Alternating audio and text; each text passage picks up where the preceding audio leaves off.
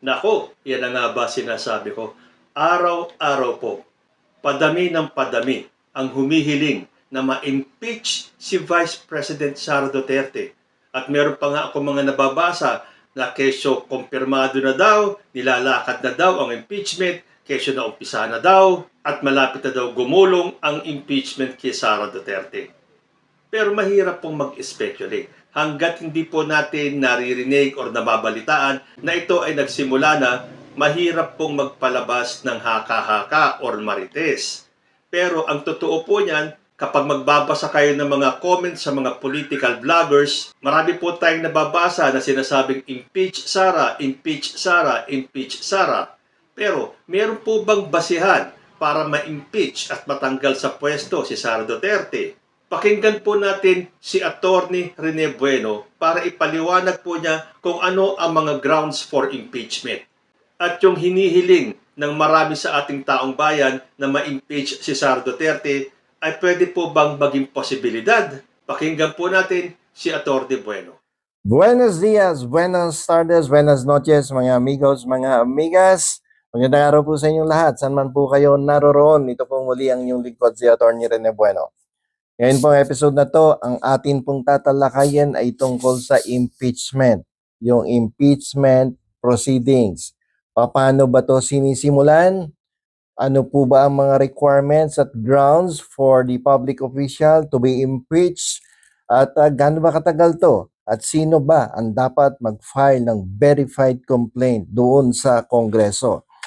Ito ay lumitaw na usapin dahil sa napakaraming blog articles na lumalabas sa YouTube at maging sa Twitter at Facebook na kung saan pinag-uusapan na ang possible impeachment ni Sara Duterte.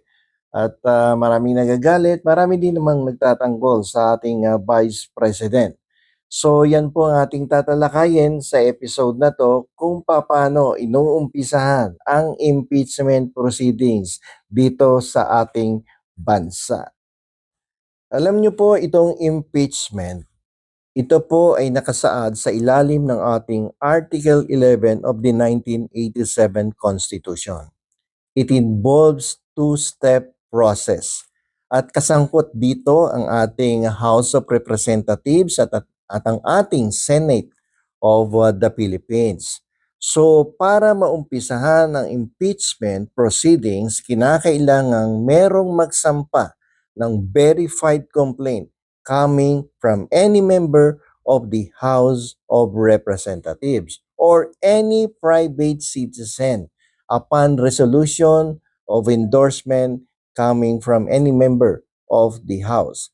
Kapag yan pong verified complaint na yun na isampa na sa Kongreso, ang Speaker of the House will endorse that matter to the Committee of Justice of the House of Representatives. At ito namang Committee on Justice ay magsasagawa ng kanilang determinasyon kung sufficient ba in form and substance ang nasabing verified complaint. At pagkatapos niyan, siyempre magko-conduct yan ng investigation, kakalap ng mga ebidensya, at sisiyasatin ang mga testigo sa impeachment complaint. Pagkatapos po niyan, yan po ay dadalhin sa plenaryo upang magkaroon ng botohan. At ang kinakailangang boto ng mga congressman ay 1/3 upang ang articles of impeachment ay mai-endorso, maiakyat sa mataas na kupulungan doon sa Senado. 1/3 vote yan para masampa ang articles of impeachment sa Senado. At yung Senado naman, once they receive the articles of impeachment, they will convert the Senate into one impeachment court. So yung mga senador, magiging hukom yan. No? At sila ang maglilitis. No? Parang mga justices yan. Lilitisin ang nasasakdal sa kasong impeachment. At ang kanilang presiding officer ay walang iba kundi ang Chief Justice of the Supreme Court. Yan ay magkakaroon ng presentation of the evidence at ipapatawag yung nasasakdal, yung mga testigo sa kasong impeachment. At kapag napatunayan ngang nagkasala ang nasasakdal, diyan ay magkakaroon ng perpetual disqualification sa public office yung nasasakdal. Tanggal siya doon sa kanyang opisina bilang president, vice president, or member yan ng Constitutional Commission, or ombudsman, or member yan ng Supreme Court. So pag napatunayang na nagkasala, sibak sa pwesto yung inireklamo ng impeachment. Kung matatandaan nyo po, noong way back 2001, si former President Joseph Estrada ay naharap din sa impeachment complaint. At kaso nga lamang dito, na-impeach siya pero bago mag-conclude ang ating Senado, si Joseph Estrada ay nag-resign sa kanyang posisyon bilang Presidente ng Republika ng Pilipinas. Isa pang kilalang personalidad na naharap sa isang impeachment complaint ay walang iba kundi yung dati nating Chief Justice of the Supreme Court na si Renato Corona, na kung saan inireklamo siya sa paglapastangan sa tiwala ng bayan o yung tinatawag na betrayal of public trust.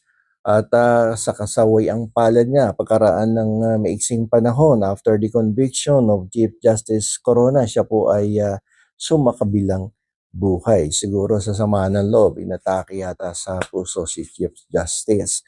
At yan po ang nangyayari, no? Kapag katapos sa House, pupunta sa Senado after the conviction, removal from office ang parusa sa nasakdal sa kasong impeachment. So ano po ba yung mga batayan, yung mga grounds na ginagamit ayon sa ating saligang batas upang makapagsampa ng reklamong impeachment laban sa isang impeachable official? Sino-sino ba yung mga impeachable official? The President, the Vice President, the members of the Supreme Court, the members of the Constitutional Commission, and the Ombudsman. Yan lang po kasi minsan may narinig akong vlog, yung pati yung senador gustong pa-impeach. Hindi po impeachable ang senador. Di malamang yan na pwedeng sampahan ng impeachment complaint. At ano ba ang pwedeng gawing batayan, yung mga grounds for the impeachment of this impeachable public official? Ang unang-una dyan, betrayal of public trust, culpable violation of the Constitution, bribery, commission ng isang napakalaking krimen, treason. Yan po ang mga batayan upang ikaw ay masampahan ng isang kasong impeachment sa House of Representatives. So, sa mga articles na nababasa ko sa YouTube, ay mukhang paborito nilang pag-usapan ngayon si Vice President Sara Duterte na sana daw ay masampahan ng kasong impeachment. Pero isipin po natin, ano po ba ang gagawin nating batayan upang masampahan ng impeachment complaint etong si Vice President Sara Duterte? Meron ba siyang nakomit ng graft and corruption? Meron bang betrayal of public trust? Nagkaroon ba ng culpable violation of the Constitution? Nagkaroon ba ng treason or paglapastangan sa tiwala ng taong bayan? So isipin natin, alin doon?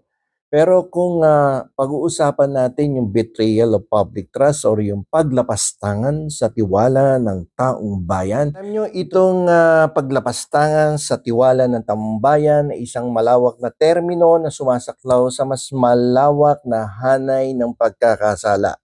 Kadalasan ito ay tumutukoy doon sa pagkawala ng tiwala ng publiko sa isang government official. At itong basehan na to or a ground for impeachment ay ginamit doon sa kaso ni Renato Corona, yung dating Supreme Court Justice na binanggit ko kanina. Dito ang ginamit ay betrayal of public trust and graft and corruption, at ang primary focus ng kanyang kaso during that time, noong 2012, ay yung pagkabigo ni Supreme Court Justice na ilahad ang kanyang statement of asset and liabilities net worth. So sa kanyang pagkabigo na i-file itong SALN niya, ay nakasuhan siya ng betrayal of public trust, graft and corruption. So, mas malawak ang ginawang interpretasyon doon sa betrayal of public trust.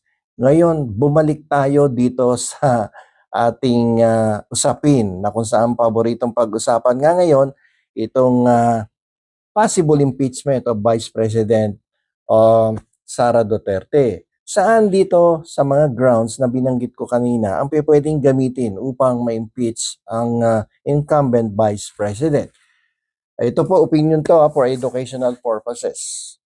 So, kung may magsasampa ng reklamo, siguro ang dapat na gamitin ay yung betrayal of public trust. Dahil it has a very broad meaning. At pwede ditong masaklaw na din yung graft and corruption, yung bribery, at lahat sasakupin ito. Like for instance, kung nagkaroon ka ng pondo na daang-daang milyon, at tapos itong daang-daang milyon na pondo na to ay supposed to be gagamitin mo for 1 year or 6 months, nagamit mo lamang sa loob ng ilang araw, wala pang 2 linggo, said ng pondo. So although may confidentiality yung funds na yun, pero spending that huge amount of money in a couple of days only, teka muna, mukhang kaduda-duda yan. At medyo mag-erode ang trust sa'yo ng taong bayan sapagkat sa gitna ng mga kalamidad, sa gitna ng paghihirap ng ating bayan na nangangailangan ng ayuda at suporta upang makatawid sa kanilang pagkagutom, sa unemployment, no, ay na desisyonan mo pang gastusin itong pondong napakalaki na worth more than 100 million ay ginastos mo lamang sa loob ng ilang araw. Medyo may erosion of public trust yan. Merong paglapastangan sa tiwala ng taong bayan na kung saan bilang isang department secretary na kung saan dapat gamitin mo ang pondo na yan sa isang kapaki-pakinabang upang itaas ang antas ng edukasyon sa Republika ng Pilipinas ay nagastos mo sa loob ng mahigit 10 araw nang walang malinaw na pagpapaliwanag kung saan napunta ang perang ibinigay ng gobyerno sa iyong departamento. May pananagutan, may kailangang ipaliwanag, may kailangang managot. Doon nga sa kaso ni Chief Justice Corona, isang halimbawa yan na dapat ang lahat ng public official ay nagkakaroon ng accountability, transparency, and responsibility na ibinigay sa kanya ng taong bayan. Hindi porket nandiyan ka sa posisyon mo ay pwede mo nang gawin ang gusto mong gawin na hindi naman napapakinabangan ng taong bayan. Yan, so sa paliwanag po ni Attorney Rene Bueno, mukhang pasok po sa betrayal of public trust ang magiging batayan ng pag-impeach kay Sara Duterte. Alam nyo, nakakalungkot man isipin na dating itong ating presidente at vice-presidente ay united sa unity. Ay, oo nga pala, mali, I'm sorry. Kasi nga pala, si Sara Duterte, sinabi niya na mula nang sila ay mahalal bilang presidente at vice-presidente ay wala na ang unity. So I stand corrected, si President Marcos lang pala ang may gusto ng unity. At yan ang kanyang pinagpapatuloy ngayon kahit na panay ang banat ni Sara Duterte ngayon. At yan po ay titindi pa. Then malapit na po ang susunod na eleksyon sa 2025. At ano po ba ang maaasahan natin kay VP Sara? Sa paglitaw ng kanyang totoong kulay, nakakalungkot man, pero kailangan po natin tanggapin. In the end, lalabas at lalabas din naman po ang totoo. Kung may katotohanan ang mga hinaing ni Vice President Sara Duterte or sadyang namumulitika lang siya, then malapit na ang eleksyon. Magkatotoo kaya ang kahilingan ng dumaraming Pilipino na ma-impeach si Sara Duterte?